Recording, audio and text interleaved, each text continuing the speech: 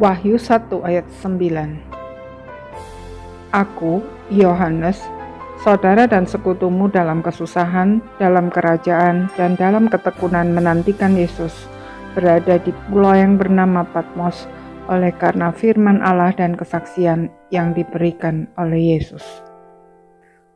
Selain tanpa gelar apapun, Yohanes memperkenalkan diri sebagai saudara dan sekutumu dalam kesusahan dan kerajaan dan dalam ketekunan menantikan Yesus. Artinya, Yohanes mengidentifikasikan dirinya dengan para pembaca suratnya, seolah-olah dia berkata, "Jangan anggap aku lebih hebat atau lebih tinggi dari kalian semua, hanya karena aku mendapat pengalaman iman yang luar biasa. Aku adalah sesama orang beriman." Pertama, sama dalam hal penderitaan, hanya bentuknya saja yang berbeda. Mereka dipenjara, disiksa, disalib, dijadikan mangsa bagi binatang buas dan dibunuh, sedangkan Yohanes dibuang ke Pulau Patmos. Pulau Patmos pada zaman itu bukan pulau yang indah yang layak untuk menjadi tempat wisata, melainkan pulau kecil yang tandus yang biasa menjadi tempat pembuangan orang-orang jahat. Jadi, kondisi Yohanes tidak lebih baik dari kondisi semua orang percaya pada saat itu. Kedua, sama dalam kemuliaan sebagai anak-anak Allah. Mereka semua menderita karena menolak perintah Kaisar Domitianus yang menuntut semua orang yang ada di wilayah kekuasaannya menyembah patung dirinya.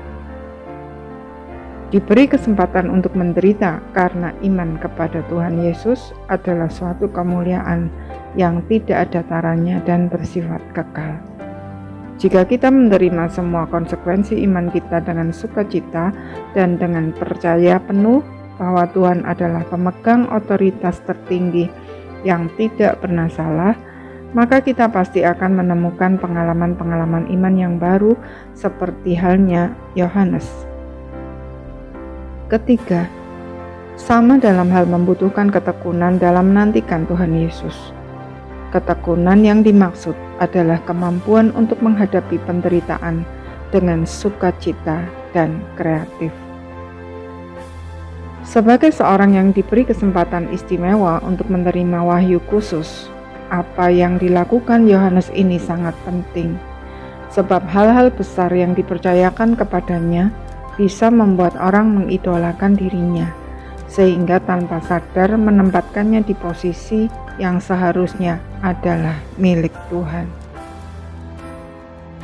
Hari ini tidak sedikit orang yang sangat dipakai Tuhan jatuh dan menyebabkan orang lain juga jatuh, karena tidak waspada baik terhadap kecenderungan orang lain maupun terhadap kelemahan dirinya sendiri. Sebagai orang berdosa, kita semua, diakui maupun tidak, merasa senang jika dipuji dan disanjung. Karena itu, mari kita saling menjaga dengan senantiasa ingat bahwa dimanapun posisi kita adalah manusia yang diciptakan secara unik, diberi karunia unik untuk melakukan tugas khusus bagi kemuliaannya. Kiranya Tuhan memberi kita kemampuan untuk melakukan bagian kita dengan baik. Amin.